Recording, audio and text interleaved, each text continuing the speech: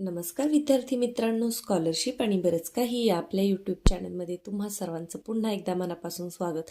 आज आपण इयत्ता चौथीसाठी मंथनमधील एक जो महत्त्वाचा टॉपिक आहे तो म्हणजे संख्येचे विभाजक म्हणजेच अवयव व विभाज्य. तर याच्यावर कशा प्रकारचे प्रश्न तुम्हाला येतात हे आपण समजून घेणार आहोत.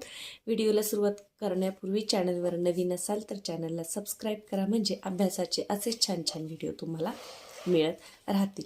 तर पहा, संख्येचे विभाजक म्हणजे काय? ज्या एखाद्या संख्येचे विभाजक म्हणजे त्या संख्येला कोणत्या संख्यांनी भाग जातोय ते, आणि विभाज्य म्हणजे स्वतः ती संख्या, म्हणजे जिला भागायचं आहे ती विभाज्य, आणि ज्याने भाग जातो ते विभाजक. जसं 4. आता आपण 4 उदाहरण घेतलं तर 4ला कशा कशाने भाग जातो?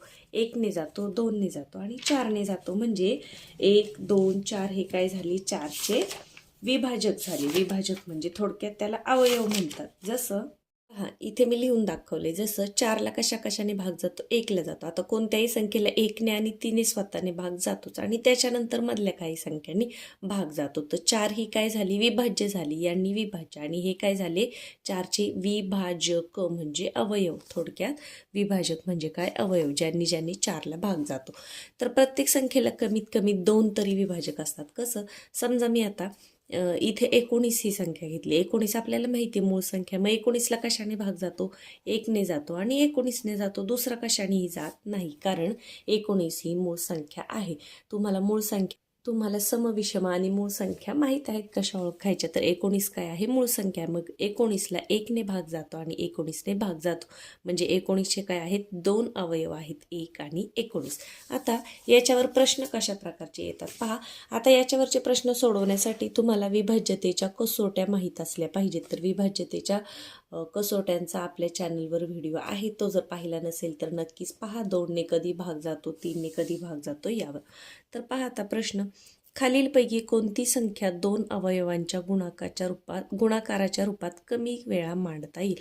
म्हणजे कोणत्या संख्येचे अवयव कमीत कमी आहेत असं इथे विचारलेलं आहे. तर आता इथे तुम्हाला काय करायचे? मग 36चे अवयव पाडायचे. 36चे, 30चे, 40चे आणि 50चे. तर आता पहा, समजा आपण 36चे अवयव घेतले. इथे 36, तर सुरुवातीला मी 1 लिहिणार, शेवट काय लिहिणार? मी 36 लिहिणार, कारण 36 पासून 36ला 1ने भाग जातो, 36ने भाग जातो. आता मध्ये पहा, 6 आहे म्हणजे याला 2ने सुद्धा भाग जाणार. 6 आणि 3 9 आहे, अंकांची बेरीज 9 आहे, 3च्या पटीत आहे म्हणजे याला 3ने सुद्धा भाग जाणार. 4ने जातो का? 9 चोक 36, 4ने जातो, 9ने जातो. 8ने जातो का? पहा, 8 1 8, 8 2 16, 8 3 24, 8 चोक 32, 8ने नाही जात. यानंतर अजून कशाने जातो पहा, हे 11 12, 12 1 12 24, 12 3 36, 12ने जातोय. त्यानंतर पहा, 13ने जातो का? 13ने नाही जाणार. 14ने 14 नाही जाणार. 15ने 15 के 15 15 30 15 ते 45 नाही जाणार. म्हणजे पहा, 36चे अवयव किती झाले? 1 2 3 4 5 6 7, 7 अवयव झाले. आपल्याला काय विचारले? कमीत कमी. आता 36 घेतला, यामधल्या संख्या चेक करायच्या ऐवजी आपण शेवटची घेऊया. तुम्हाला प्रत्येक संख्येचे या पद्धतीने अवयव पाडायचे, कितीने भाग जातो हे पाहायचंय.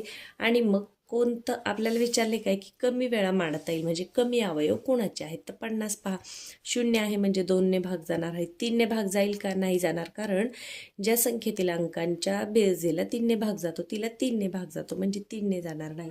मग अजून कशाने जाईल? 25ने जाईल. 25च्या पाड्यामध्ये 50 आहे पहा, 25 दुने 50. याच्यानंतर 10ने जाईल, 10 पाची 50. अजून कशाने जाईल? 20ने जाईल का? नाही जाणार. 30ने पण नाही जाणार. मध्ये आधी कुठल्या पाड्यामध्ये 50 आहेत का? तर नाही.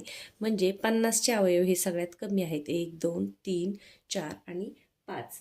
तर या पद्धतीने तुम्हाला यांचे सुद्धा अवयव पाडायचे. आणि कमी वेळा कोणत्या कमी रूपामध्ये मांडता येईल अशी संख्या कोणती आहे? तर ती आहे 50. आता या दोनचे मी पाडून दाखवत नाही, कारण यांचे सुद्धा भरपूर अवयव येणार आहेत. आता पहा, 54 या संख्येचे एकूण अवयव किती? आता 54चे अवयव आपल्याला सरळ सरळ पाडायला सांगितलेले आहेत. तर अवयव पाडायचे म्हणजे काय? तर 3ने त्या संख्येला कशा कशाने भाग जाईल हे बघायचे. मग पहिला मी 1 लिहिला आणि 54 लिहिला, कारण सुरुवातीला 1 आणि नंतर 54, मोठ्यात मोठी संख्या. मग पहा, आता 4 आहे म्हणजे 2ने भाग जाणार आहे. 3ने जातो का? पहा, 5 आणि 4 9 म्हणजे 3ने भाग जाणार आहे, कारण 9 3च्या पाड्यामध्ये आहेत. आता 4ने भाग जाईल का 54ला? पहा, 4 1 4 उरला 1, 4ने नाही भाग जाणार. यानंतर कितीने जाईल? पहा, 5ने नाही जाणार, 6 6 9 54 म्हणजे 6ने जाणार आणि 9ने जाणार, 6 9 54. यानंतर 6 56 आहे म्हणजे 54ने 54ला 8ने नाही जाणार, 9ने तर आपण घालवलेलंच आहे. त्यानंतर 10 11 12 12 के 12 12 24 32 36 12 चौक 48 12 25 60 12ने नाही जात, 13ने पहा 13ने सुद्धा नाही जात, आणि 18 1 18 18 2 36 18 3 54 म्हणजे 18ने भाग जातो. यानंतर अजून कशाने जातो पहा, 27 दुने 54 म्हणजे 27ने सुद्धा भाग जातो. म्हणजे 54चे आपल्याला काय विचारले, किती अवयव आहेत? 1 2 3 4 5 6 7 8 8 अवयव आहेत. कुठे आहे आपलं उत्तर? पर्याय क्रमांक 3. आता हे अवयव पाडायला सोपे आहेत, फक्त त्याच्यासाठी तुमचे पाढेपाठ असले पाहिजे. ज्याचे पाढेपाठ नाही त्याला मात्र हे अवयव पाडणं अवघड जाईल. म्हणून पाढे रोज म्हणायचे आहेत, म्हणजे परीक्षेपर्यंत आपोआप ते तुमचे पाठ होतात. पुढे पहा, खालीलपैकी कोणत्या संख्येस फक्त 2च अवयव आहेत? आता इथे अ ब क ड पर्याय आहे म्हणजे आपल्याला चेक करायचं. फक्त 2 अवयव असणारी संख्या पहा. आता 36ला किती अवयव आहे? फक्त 2 असतील का? तर नाही. म्हणजे आपल्याला थोडक्यामध्ये मूळ संख्या शोधायची आहे. तर 36 मूळ संख्या आहे का? नाही. 28 नाही, 39 सुद्धा नाही, 33 39, 53 मात्र मूळ संख्या आहे.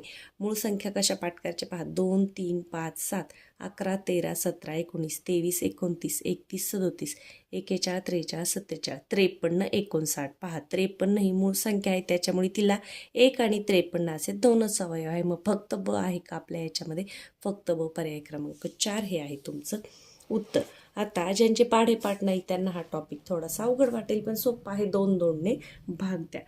64 या संख्येच्या सर्वात मोठ्या व सर्वात लहान विभाजकांचा गुणाकार किती? अगदी सोपं आहे. 64चा सर्वात विभाजक म्हणजे जिने भाग जातो. आता सर्वात लहान कोणता? 1, आणि सर्वात मोठी भाग जातो कशाने? 64 1 64. मग या दोन्हींचा गुणाकार विचारले तो किती येणार आहे? 64च येणार आहे. प्रश्न सोपा आहे, परंतु आपल्याला वाटतं आपल्याला वेगळंच काहीतरी विचारले. पहा, पर्याय क्रमांक 2 हे आहे तुमचं उत्तर. यानंतर संख्यावतीचे अवयव यांची चुकीची जोडी कोणती? आता नजर फिरवा. 25ला 1ने भाग जातो, 5ने जातो, 25ने जातो, बरोबर आहे. यानंतर 18ला पहा 1ने जातो, 2ने जातो, 8 आणि 1 9 म्हणजे 3ने जातो, साहित्रिक 18 9 दुने 18 18 1 18 हे पण बरोबर आहे. 40 बघा, 40ला 3ने भाग जाईल का? नाही. इथेच आपल्याला आपलं उत्तर सापडलेलं आहे, कारण याच्यातल्या अंकांची बेरीज 3च्या पटीत आहे का? 0 आणि 4 3नी भाग जाणार नाही, म्हणजे आपलं उत्तर कोणतं आहे? पर्याय क्रमांक 3. इथे चौथा पर्याय चेक करत बसायचं नाही, कारण आपल्याला अ ब क ड असं काही दिलेलं नाही. पुढे पहा, खालील पर्यायातून 4 व 6ची सामायिक विभाज्य संख्या कोणती? सामायिक विभाज्य म्हणजे ज्या संख्येला 4ने पण भाग जातो आणि 6ने सुद्धा भाग जातो. आता आपण चेक करूया. पहा, 66 66 72 96 आणि 16. इथे मी संख्या लिहून घेते. 66 72 96 आणि 16. आता याला 4ने आणि 6ने जातो का? पहा, 4 1 4 उरले, 5 6 उरले 2, याला नाही जात. 4ला नाही, 66ला 4ने भाग जात नाही. आता 72ला जातो का? पहा, 4 1 4 उरले 3 4 8 32 म्हणजे जातो. आता याला 6ने जातो का? पाहूया. 72 भागिले 6 करून बघू, कारण आपल्याला दोन्ही संख्याने भाग घालवायचा आहे. 6 1 6 उरला 1 6 दुने 12 म्हणजे 72ला जातोय. आता याच्यापैकी बघूया, 96ला जाईल का? 4ने, 4 दुने 8 उरला 1 4 चौक 16 म्हणजे याला जातोय. मग 96ला 6ने जातो का? बघा, 6 1 6 7 8 9 म्हणजे 3 उरले, 6 6 36 म्हणजे 72 आणि 96ला दोन्ही संख्येने भाग जातोय. 72 आणि 96. पहा, 72 आणि 96 हा चेक करायची गरज नाही. तर कुठे आहे आपलं उत्तर? पर्याय क्रमांक 4 ब आणि क. पुढे 4 स्टार 4 स्टार किंवा 4 फुली 4 फुली ही संख्या 15ने विभाज्य असून, म्हणजे विभाज्य म्हणजे 15ने तिला भाग जातोय. तर फुलाच्या जागी किंवा स्टारच्या जागी समान अंक आहे, तर कोणता अंक असेल? आता असा प्रश्न आल्यानंतर आपण काय करतो? इथे समान अंक आहे तो तिथे ठेवून बघतो. म्हणजे इथे 0 ठेवला, इथे 0 ठेवला, म्हणजे 40 40 किंवा 4040 अशी ही संख्या तयार होते. तर आपण काय करायचं? इथे प्रत्येक अंक ठेवत बसायचं नाही, तर थोडंसं पर्यायांचं निरीक्षण केलं तर तुमच्या लक्षात येईल. हा जर 0 इथे ठेवला तर 40 होईल, आणि 40 होईल. तर 15ने 40ला भाग जातो का? नाही, म्हणजे हे उत्तर येणार नाही. 5 ठेवून पहा, 45 45 होईल, म्हणजे याला मात्र 15ने भाग जाणार आहे. 45 45 जर झालं तर 15 त्रिक 45. पहा इथे 15 आणि हा भाग कसा द्यायचा असतो? 15 त्रिक 45. आता डायरेक्ट 45 आपल्याला घेता येत नाही, एक शून्य इथे द्यावा लागतो आणि पुन्हा 15 त्रिक 45 शून्याचा भाग द्यावा लागतो. म्हणजे 5 जर घेतला तर इथे भाग जाणार आहे. 3 घेतल्या तर 43 आहेत का 15च्या पाड्यामध्ये? नाही. 9 सुद्धा नाही. म्हणून आपण थोडंसं निरीक्षण केलं तर आपलं उत्तर शोधणं हे अगदी सोपं होतं. तर पहा, 5 ठेवला तर भाग जातोय. पर्याय क्रमांक 2. खालीलपैकी कोणत्या संख्येचा कोणताही अवयव 2 अंकी असणार नाही? आता 2 अंकी अवयव कधी असतो? जेव्हा ती संख्या स्वतः 2 अंकी असेल. मग 10चे अवयव कोणते? 1 आणि 10 मधले सुद्धा आहेत. 12चे सुद्धा 2 अंकी येणार. 19 मात्र 9. पहा, 9 स्वतःच 1 अंकी आहे, म्हणजे 9ला 1ने 3ने आणि 9ने भाग जातो. मग 9 2 अंकी आहे का? नाही. म्हणजे कोणता अवयव 2 अंकी असणार नाही? कोणत्या संख्येचा? पर्याय क्रमांक 4. इथे सोडवत बसायचं नव्हतं, थोडंसं तुम्हाला निरीक्षण करायचं होतं आणि ती संख्या शोधायची होती. पुढे पहा, संख्या व अवयव यांच्या जोड्या दिल्या आहेत. गटात न बसणारी जोडी ओळखा. म्हणजे तुम्हाला थोडक्यामध्ये इथे भाग घालवायचा आहे. 156 भागिले 12. मग पटापट भाग देऊन बघा, आपण आडवा भागाकार शिकलेलो आहे. 156 भागिले 12. 12 1 12. 15तून 12 गेले, किती उरले? 12 13 14 15 3. 12 त्रिक 36 भाग जातोय, म्हणजे बरोबर आहे. 204 भागिले 17. 17 करा. 17 1 17 उरले 3. 17 2 34. इथे पण पूर्ण भाग जातो. इथे पहा, 212 भागिले 18 करा.